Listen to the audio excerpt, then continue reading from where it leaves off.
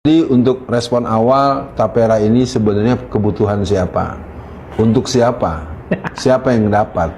Saya tidak ingin berandai-andai. Ini merupakan sebuah bom waktu yang jadi pertanyaan serius. Kapan ini dimusyawarahkan? Kapan ini dibicarakan? Kita nggak dengar-dengar ada angin. Ini Anda ini jadi raja, apa Anda masih jadi presiden yang memiliki kelembagaan eksekutif, legislatif, dan yudikatif?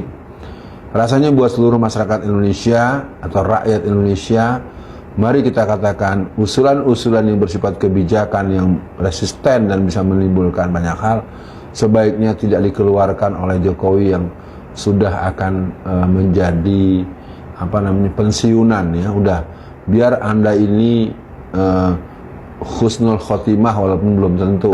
Tapi intinya saya nyatakan buat masyarakat, lakukan perlawanan secara konstitusi, lakukan pembangkangan sosial yang dikenal dalam negara-negara yang memang punya hak dan kewajiban.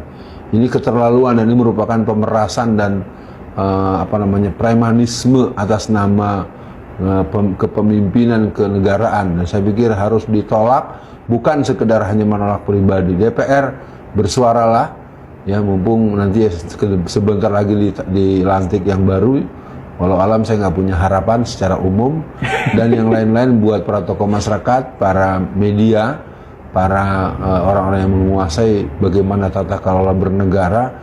Apakah ini bagian daripada alat untuk melakukan pemiskinan kolektif sehingga negara ini mudah diatur menjadi negara yang berhaluan komunis, yang berhaluan proletariat, yang akhirnya akan membuat kita mundur sekian ratus tahun sebagaimana yang pernah dialami oleh negara-negara yang ada di Eropa Timur. Yang kita tanya sebenarnya si Jokowi ini menggunakan pola bernegara gaya apa? Dia betul-betul nggak punya empati sekali dengan kesusahan rakyatnya. Kalau diakumulasikan kayak apa, Bung Kameramen? BBM misalnya mereka akan hilangkan pertelet, walaupun beberapa tempat masih ada, tapi secara umum sudah mulai ditayangkan yang ada cuma merek baru yang harganya lebih mahal. Yang kedua, pajak dari 10% naik 11%, sekarang sudah 12%. Dan bisa dipahami kenapa Bu Sri Mulyani Indrawati lebih memilih lempar anduk, lebih memilih lepas tangan untuk dia tidak mau lagi andaikan ada penawaran seperti itu untuk peran-peran di kementerian, di kabinet itu. Saya pikir kalau sampai ketua MPR saja dengan bahasa diplomatis politisnya itu adalah untuk mengkaji ulang, udah mending Anda terang-terangan kita tolak. Ya Jokowi, Anda tidak akan hidup selamanya. Saya pesankan buat para pemirsa, Jokowi ini lebih kejam dari rezim-rezim yang pernah kita duga kejam. Jadi dia memang sudah kehilangan kontrol terhadap segala macam kebijakannya.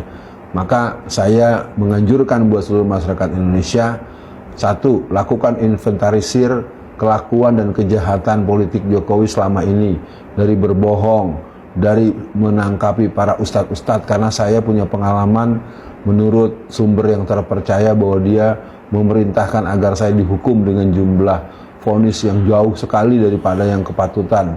Yang berikutnya, dia melakukan tindakan-tindakan yang di luar sistem tata negara. Dia betul-betul menghancurkan semua mekanisme bernegara. Yang pertama, Bung Kameramen, tidak usah didoakan Prabowo 10 tahun. Karena kalimat 10 tahun itu berupa sebuah doa ya. Saya ingin katakan Prabowo mungkin tidak dilantik. Amin. Ya, terserah Allah lah. Katakan ini bahasa saya sebagai orang yang melihat betapa anak haram konstitusi dan anak haram KPU ini menjadi persoalan. Nah, pesan saya di akhir pernyataan kepada seluruh masyarakat Indonesia, tolong jangan melihat apa yang sedang kita alami. Siapa yang sedang menjadi budak siapa yang sedang diremot oleh siapa.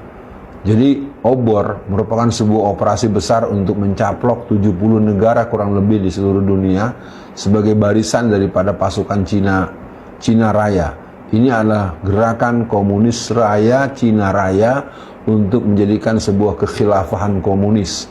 Maka saya himbau kepada seluruh masyarakat, ketika kekhilafahan Zionis berkibar tak boleh dipersoalkan, kekhilafahan komunis sedang berjalan, dan kita akan tetap menunggu lahirnya, bangkitnya dan terbentuknya khilafah minhajun nubuwah.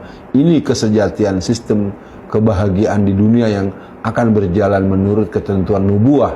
Sekali lagi buat para pemirsa, kita akan katakan tapera, no way, dan kita katakan Jokowi cukup sampai di sini. Bukan seperti anaknya, saya ada di sini, ngapain lo di situ tong?